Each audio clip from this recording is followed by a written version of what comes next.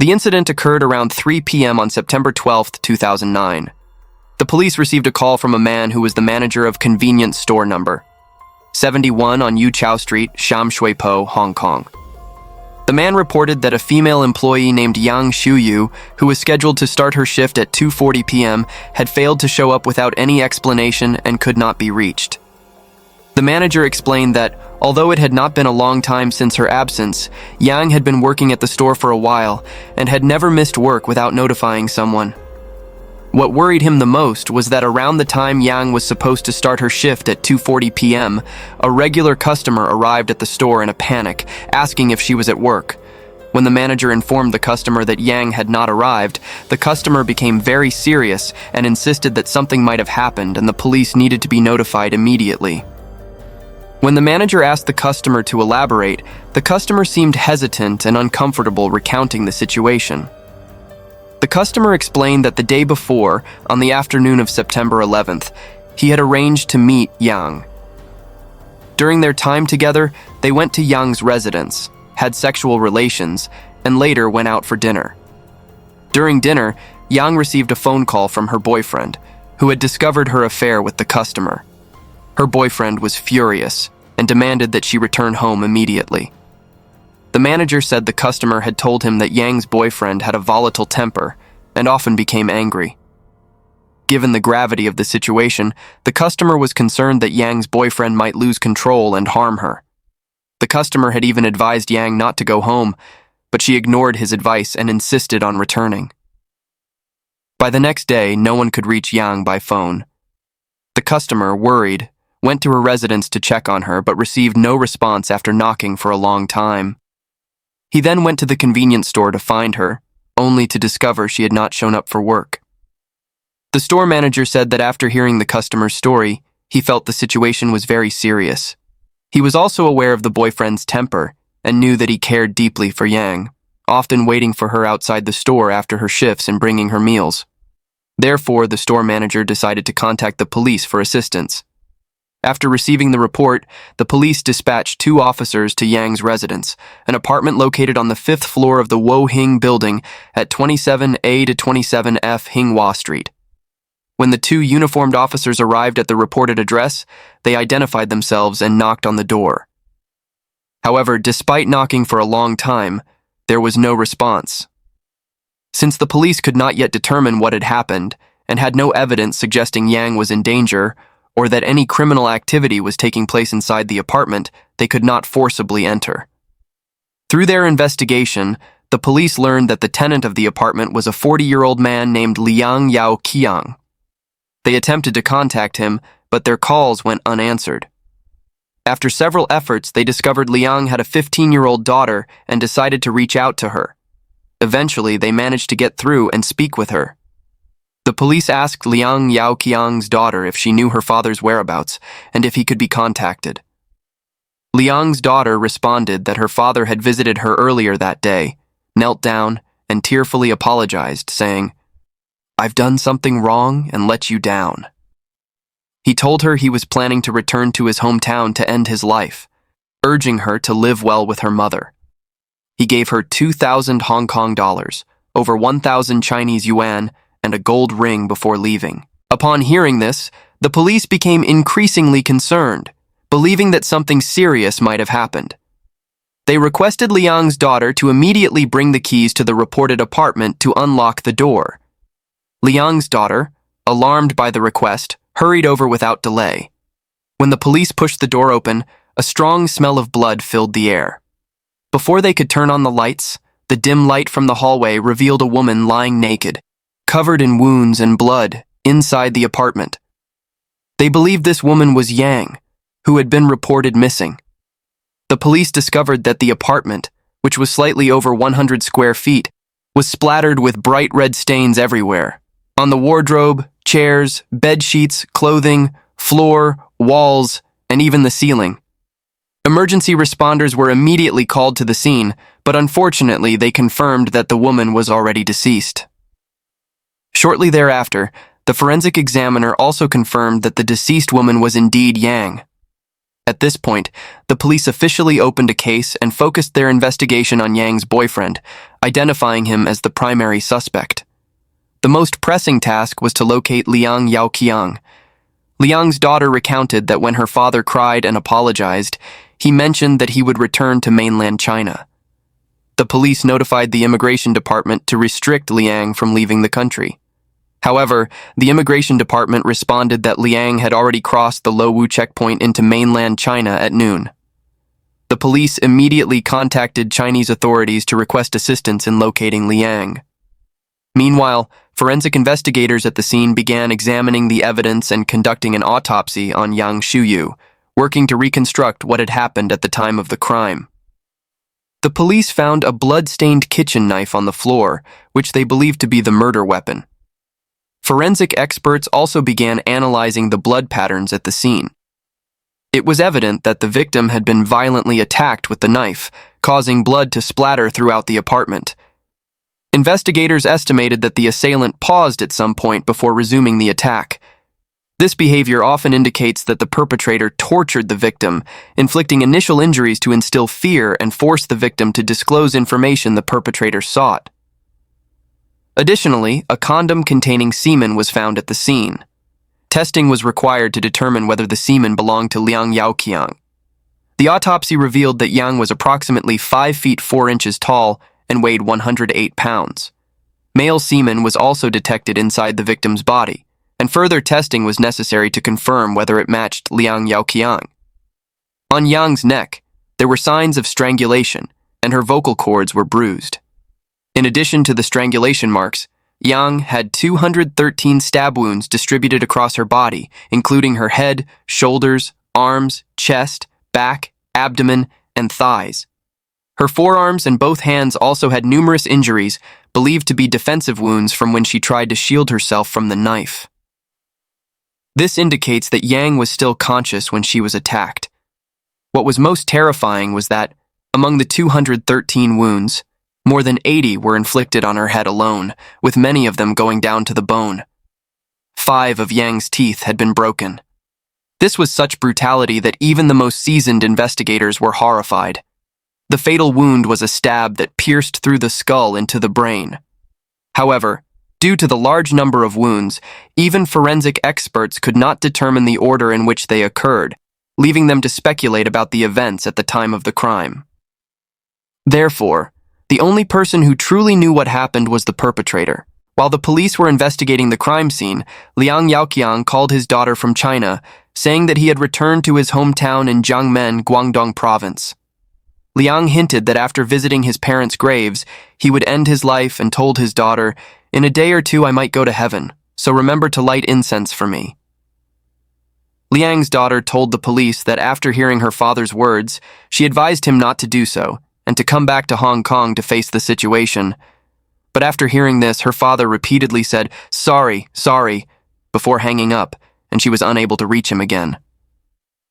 While everyone was anxiously waiting, the situation took an unexpected turn. Around 7:30 p.m. the following evening, on September 13th, Liang Yaoqiang unexpectedly returned to Hong Kong via Shenzhen Bay Port. Of course, Liang Yaoqiang was immediately arrested. After his arrest, Liang Yaoqiang openly confessed to killing his girlfriend Yang. "I killed her. She provoked me." He also detailed the events of the crime. To understand the conflict between the two, we need to look into their past. Let's first consider information about Liang Yaoqiang. Born in 1970, Liang was 39 years old at the time of the crime. He was born and raised in Jiangmen, Guangdong Province. After graduating from high school, he joined the military and served in China as a driver. At the age of 24, he married his first wife, and they had a daughter. In 2004, Liang's wife moved to Hong Kong. Since Liang did not have a Hong Kong identity card, he and his daughter stayed in Jiangmen, occasionally visiting his wife in Hong Kong. Despite the long-distance relationship, things were still manageable. However, after his wife had been in Hong Kong for 2 years, in 2006, Liang discovered by chance that his wife was having an affair in Hong Kong. The two eventually reconciled and divorced, but they agreed that Liang and their daughter would be allowed to move to Hong Kong before the divorce was finalized. After that, Liang continued to live with his daughter in Jiangmen. It was also in Jiangmen where Liang met the victim, Yang. They got to know each other through a game of mahjong, and Yang, a 32-year-old woman also from Jiangmen, caught his attention. Yang Xiuyu and Liang hit it off right away, sharing a natural bond. Liang found Yang to be lively and charming. However, at the time, Liang didn't think much of it, as he soon learned that Yang was married and had a daughter. Yang even introduced her husband, who lived in Hong Kong, to Liang. As their interactions deepened, Liang discovered that he and Yang had a lot in common. They were both from Jiangmen, both had spouses living in Hong Kong, and both had a daughter. The only difference was that Liang didn't have a Hong Kong identity card, whereas Yang did, meaning she could live in Hong Kong. Their relationship grew closer, becoming more unusual. Once, when Yang had an affair and wasn't sure how to handle her pregnancy from the affair, she confided in Liang and asked for his help. Liang accompanied her to Shenzhen, where she had an abortion.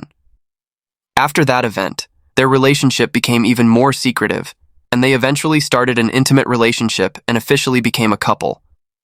Yang even hid it from her husband and moved in with Liang and his daughter in Jiangmen. However, after living together for a few months, Yang decided to return to Hong Kong to live with her husband and daughter. Liang was heartbroken, but knew he had no means to go to Hong Kong, so he could only watch his girlfriend leave. It's unclear whether it was because Yang wasn't used to life in Hong Kong, or because she missed Liang in Jiangmen, but shortly after arriving in Hong Kong, she decided to return to Jiangmen. She even asked her husband for a divorce. Thus, Liang and Yang were officially together, openly living as a couple. They made a promise that when Liang finally received his Hong Kong identity card, he would divorce his wife.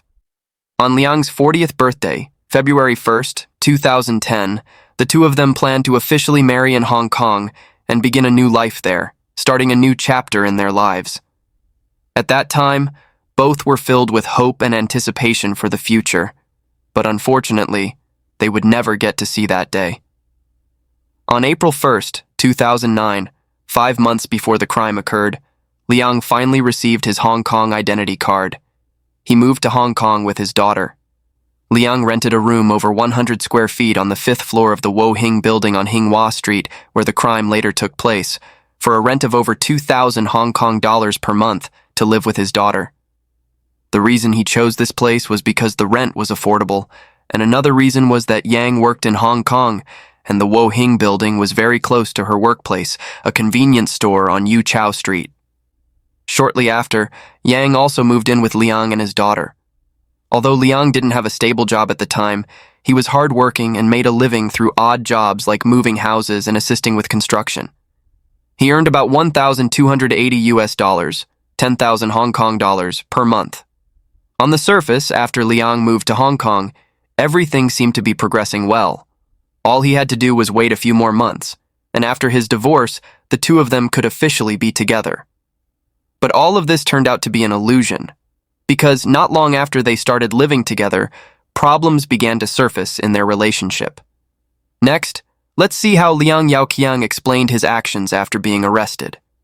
Liang told the police that shortly after they moved to Hong Kong and started living as a family of 3, Yang told him she wanted a more private life for just the two of them and no longer wanted to live with his daughter.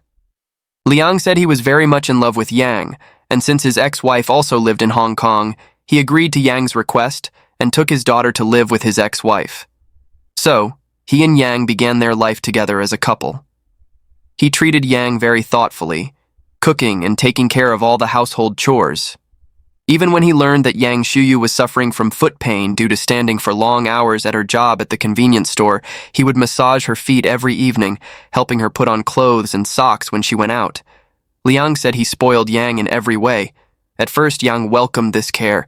The two had once vowed to endure hardship together when they came to Hong Kong, but by the 3rd month after he arrived in Hong Kong, in July 2009, their relationship began to show signs of trouble. It all started when Liang injured his hand while working, and to save money, he went back to China for treatment. Yang became suspicious, thinking he went back to China to chase women and enjoy himself. Liang stated that Yang even threatened him. "If you don't come back to me, you can go find girls in China, but I can find men here." Liang told the police that he clearly remembered on July 20th, when he returned to Hong Kong from China, he opened the door to their home and found Yang naked on the bed, happily talking on the phone with someone. Liang asked her who she was talking to, but she ignored him. A few days later, on July 24th, Liang found a used condom in the toilet. Since they had discovered that Yang was allergic to condoms early in their relationship and had stopped using them, he asked Yang about it. She claimed it was just because the toilet was clogged. She even challenged him. "Did you see any man come here with your own eyes?" From that moment, Liang became increasingly suspicious, and their relationship began to deteriorate. By early August, he discovered new towels and a toothbrush in their home. When he asked Yang about them, she responded, "If you can tolerate it, then tolerate it. If you can't, just jump off the building and die." After that, they often argued about these issues. Liang believed that after coming to Hong Kong, Yang had completely changed. He said that when he went back to China to treat his hand, Yang had already found a new lover because from that point on, Yang no longer had any relations with him. Although he didn't know the identity of the lover, he suspected it was the convenience store manager, as Yang often praised the manager and acted close to him. Liang said, "Those things weren't the main issue. What really led me to the decision to kill was what happened the day before the incident." Liang stated that on the day of the incident, September 11th, he was doing odd jobs in Yuen Long. Around 3 p.m. during his break, he called Yang to ask if she needed anything for dinner. Unexpectedly, he heard the voice of a man on the phone. Liang immediately asked Yang who the man was, and Yang replied that it was just the sound from the TV. Liang said he knew Yang never watched TV, and he became suspicious that someone else was at their house. After work, he immediately returned from Yuen Long to Chung Sha Wan. When he arrived home at 5:15 p.m., Yang was not there, but he noticed the bed sheets and blanket were very messy, and they still felt warm. Upon further inspection, he found a pubic hair on the bed and short male hair on the pillow, which didn't belong to him. Liang explained that in addition to these findings, he noticed the trash bin in the house had been emptied, which was unusual because young Xiuyu had never done housework or taken out the trash. He believed Yang was hiding something and began searching every floor of the building, checking trash bins to find their apartment's trash bag. Liang recounted that he started searching from the 5th floor to the 2nd floor, and eventually, he found a trash bag that belonged to their apartment. When the police asked Liang how he was sure that the trash bag came from their apartment, Liang replied, "Because all the household items were bought by me. Yang used a Chinese brand of feminine hygiene product with a pink box, and I found the box of this product in the trash bag." Liang further explained, "That morning, before leaving, I personally threw that pink box into the trash, so I was sure this was our trash." He opened the trash bag right there and found a pink box containing a tissue wrapped around a slippery object. When he opened it, he discovered a used condom, still warm and containing fluid. He immediately called Yang to confront her, asking if she had brought her lover to their home. Yang denied it. Liang said that when he continued to ask where she was, she told him she was having dinner with her ex-husband in Mongkok and then hung up. Liang knew Yang's ex-husband, so he immediately called him to confirm if he was having dinner with her. The ex-husband replied that he was not. After that, Liang went all over Mongkok looking for Yang, hoping to catch her and confirm whether the lover was the convenience store manager. He wandered around Mongkok but couldn't find any trace of Yang. Eventually, he couldn't take it anymore and called Yang to tell her what he had discovered and demanded that she return home quickly. But Yang didn't care about what he said. Liang then searched for her from after 6 p.m. until 11 p.m., but still didn't find her, so he decided to go home and wait. During that time, he kept calling Yang, but she didn't answer. He waited for her to return home while his thoughts raced. Around 1 a.m., he finally heard the sound of the key turning in the door. Liang said, "At last, I waited for Yang to come back, and when she did, she smelled of alcohol." He mentioned that as soon as Yang entered, she became aggressive and scolded him for being suspicious. He then took her phone to check, but he found nothing. This wasn't because Yang was innocent, but because she had deleted all her messages and call history earlier. Around 3 a.m., Liang left the house and went to the convenience store where Yang worked. He bought 2 cans of beer, drank them, and waited for the store manager to arrive for a direct confrontation. However, after finishing the 2 cans of beer and still not seeing the manager, he decided to return home. When he got back, he found Yang talking on the phone in bed, speaking in a very provocative and challenging tone. Liang explained that when he saw this, he snatched the phone out of Yang's hand and accused her of talking to another man. Liang testified that at that moment, Yang lost her temper completely, saying, "Who I talk to is none of your business." And she mocked him for rummaging through the trash to find evidence. She even said, "You think I'm cheating on you? I'll show you what cheating really is. I have many men on the side.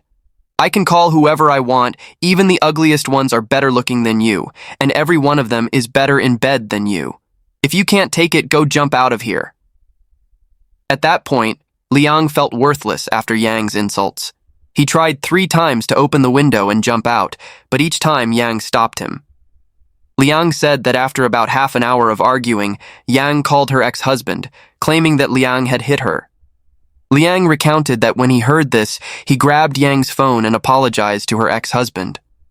Liang said that afterward, he took the condom he had found earlier that day and confronted Yang about it. But she claimed she was allergic to condoms and couldn't have used it. Liang recalled, "I don't know why, but after that, we were quiet for a moment, and then we had sex again." However, after it was over, Yang continued to insult him about his sexual performance, saying, "You're useless. I meet men outside, and every one of them is better than you, bigger than you, and lasts longer than you. You're pathetic, only lasting 2 minutes. Liang said that Yang even took the condom he had found in the trash and shoved it into his mouth, saying, "If you want to slander me, then eat this, maybe it'll help you last longer. Among all the men, you're the useless one, can't even make money, and your manhood is nothing." Hearing these words, Liang said he couldn't control himself anymore. First, he slapped Yang twice, then he forcefully squeezed her neck for 10 seconds. Liang explained that after he released her, Yang didn't stop but continued to taunt him, saying, "If you had that kind of strength earlier, I wouldn't have needed to cheat." Liang said that at that moment he didn't want to argue anymore, but Yang kept going. "Your ex-wife cheated on you too. Who do you think you are? Your daughter was also born because your wife cheated." Liang recounted that hearing this made him furious, and he grabbed a knife, pointing it at Yang, warning her to stop talking. But instead of stopping, Yang continued to provoke him, saying, "Do you have the guts to stab me?" Liang explained that at that point he lost control, and he slashed Yang twice across the face with the knife. However, he quickly regretted it and apologized to her, helping her stop the bleeding. He offered to take her to the hospital, but Yang replied, "Who would want me like this now? I'm only worried about my daughter. Just go ahead and kill me. I didn't expect to die at 35 at your hands." Liang said that hearing these words, for some reason, he raised the knife again and kept slashing at Yang. He couldn't remember how long he continued, but during that time, he considered opening the window or going to the rooftop to jump, yet he didn't want to die without knowing the truth about Yang's affair. He wanted to take the condom to get it tested to see if it belonged to the convenience store manager, but he wasn't sure how to go about it. Eventually, Liang decided to see his daughter one last time and visit his parents' graves before ending his life.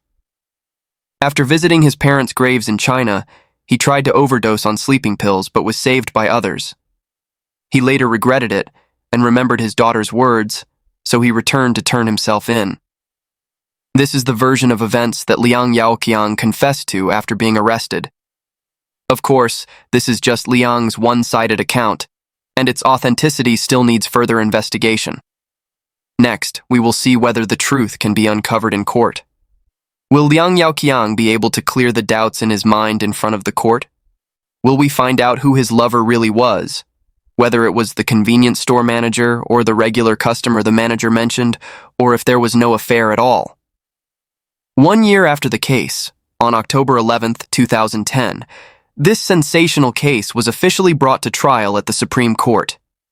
Liang Yaoqiang was charged with murder, but he denied intentional homicide and admitted to manslaughter. Liang's defense attorney argued that at the time of the incident, Liang had lost emotional control and acted out of provocation by the victim. However, the prosecution questioned the credibility of Liang's testimony. For example, Liang had claimed that he hadn't had sex with Yang Xiuyu for several months, but just before the incident, they suddenly had sex. In fact, the semen found in Yang's body was confirmed to be Liang's. The sudden intimacy after months of no sexual contact before the incident seemed illogical. Liang explained that he didn't understand why, but at that moment Yang appeared very eager, which led to them having sex. Yang's ex-husband, Liu Jie, first shared how he met his ex-wife. He explained that they had known each other since childhood while studying in Jiangmen, describing Yang as having a great personality, cheerful, and hard-working. After graduation, she worked as a secretary in China. The two fell in love, got married, and he arranged for her to move to Hong Kong. Although Yang had a Hong Kong ID card, she did not live there. Later, a relative in China informed him that they had seen Yang with another man, which he confronted her about, but she denied it. Ultimately, the two divorced, but Liu Ji admitted that he still loved Yang, and they kept in touch. Yang had once confided in him, saying that she wanted to break up with her boyfriend, Liang Yaoqiang, but Liang kept following her. Yang also mentioned that Liang had a violent temper and that if she brought up breaking up, he would not let her go. However, Liu Ji acknowledged that Yang had hidden from him the fact that she was living with Liang. He described Yang as stubborn, persistent, and capable of manipulating men. Liu Ji also recalled that around 5 a.m. on the day of the incident, Yang Xiuyu called him, saying that she had argued with Liang. She expressed wanting to separate from him, but Liang became agitated and threatened to jump out of the window. Afterward, Liang left the house, but then called later saying he had no money and wanted to come back to sleep at her place. Liu Jie said that Yang sounded very frightened. The next morning, he tried to call Yang 4 or 5 times, but he could not get in touch with her anymore. The convenience store manager described Yang as a good employee who excelled at customer service. The manager explained that he had offered to give her more responsibilities, including a management and office position, and even promised her the position of store manager if he opened a second location. However, the manager said Yang had never shown much interest in becoming a manager. When asked in court if he agreed with the suggestion that the victim had used sex to advance her career, the manager strongly denied it, stating that it was untrue. A 39-year-old minibus driver named Chen Busheng was also summoned as a witness. Interestingly, when he testified, Chen was wearing a mask. Typically, witnesses in court are required to show their faces, even those testifying behind a screen or during the pandemic, as it's important for the judge and jury to observe the witnesses' expressions and body language during their testimony. However, Chen wore both a mask and glasses, covering most of his face. Moreover, during his testimony, Chen spoke in a quiet, hesitant manner, often stumbling over his words. When asked about his personal information, he remained silent and only responded after the judge repeatedly prompted him. So who is this mysterious minibus driver? It turns out he was the lover that Liang Yaoqiang had been trying to find, and he was the regular customer the convenience store manager had mentioned when reporting to the police. Chen testified that before the incident occurred, he drove the M45 minibus route from Ming'an Hospital to Yuchao Road. In early August, about a month before the incident, he met Yang at a convenience store on Yuchao Road. The two became good friends, getting along well, dating, and going out to eat together. Yang confided in him about her situation, telling him that her boyfriend, Liang Yaoqiang, frequently got angry and scared her, always accusing her of cheating. Yang also told him that Liang had once used a knife to destroy a phone in their house out of frustration, and that she wanted to break up with him. Chen testified that on the day before the incident, September 11th, he knew Liang had to work, so he arranged to meet Yang outside. However, Yang asked him to come to her apartment. Chen brought 2 condoms with him and had sex with Yang in the apartment where the incident later occurred. Afterward, they went to a restaurant to eat, then returned to the apartment and had sex again. Chen stated that both times they used condoms. Afterward, he carefully wrapped the condoms and threw them in a trash bin located on the stairwell between the second and third floors of the building. Afterward, he took Yang to eat cake in Jordan, and then they went to Mongkok for dinner. During dinner, Yang received a call from Liang, who said he had found used condoms in the trash bin at their home and demanded that she return immediately. Chen stated that he was concerned for Yang's safety and advised her not to go back home, but Yang insisted on returning. The next day, when Chen was unable to contact Yang, he instructed her supervisor to report her disappearance to the police. One notable aspect of Chen's testimony was when he was asked about his marital status, he hesitated and said he couldn't remember. Only after the defense presented documents did he admit that he was married. Chen emphasized in court that, aside from the 2 instances of sex on September 11th, one day before the incident, he had never had sex with Yang. Finally, under cross-examination, Chen admitted that in order to protect his family and wife, he had tried to minimize his statements about his relationship with the victim. After several days of trial, the jury, consisting of 4 men and 3 women, deliberated and reached a unanimous verdict in less than 4 hours, declaring Liang Yaoqiang guilty of murder. The judge strongly criticized Liang for his brutality and cold-heartedness, stating that the bloody condition of Yang's body was the most horrific thing he had seen in his many years as a judge. In the end, Liang Yaoqiang was sentenced to life in prison according to the law. Notably, due to some particularly graphic images of the victim's body, the prosecution chose not to present these images in court to avoid impacting the jury. Although Yang Xiuyu's fate was sealed, for Liang Yaoqiang, prison was not the final stop. After being sentenced to life in prison, he appealed multiple times, and his appeals were accepted. Over the 12 years following his arrest, he underwent 3 trials. Each time he was convicted of murder and sentenced to life in prison, but he was allowed to appeal. In his final appeal in November 2020, the Supreme Court accepted his appeal and, in July 2021, changed his conviction to manslaughter, granting him immediate release. In its ruling, the Supreme Court made it clear that if the murder case had to undergo a 4th trial, it would place significant pressure on the defendant, Liang Yaoqiang. The fact that Liang had already undergone 3 trials was deemed sufficient. Furthermore, it had been 12 years since Liang's arrest. Considering his guilty plea and good behavior in prison, this was equivalent to a sentence of 27 years. This 27-year sentence far exceeded the usual penalty for manslaughter. Even if Liang had been convicted of murder, the actual time served would likely have been between 20 and 30 years. Dear viewers, it can be said that the motive behind this crime, driven by being provoked and being called impotent, is indeed unusual and rare. But it is also something worth contemplating. Indeed, love is always intertwined with sex and the emotions that come with it. Therefore, let us all prepare ourselves to maintain good health. Finally, what are your thoughts on this case and the verdict of the defendant? Feel free to discuss with us in the comments below. Goodbye, and see you next time.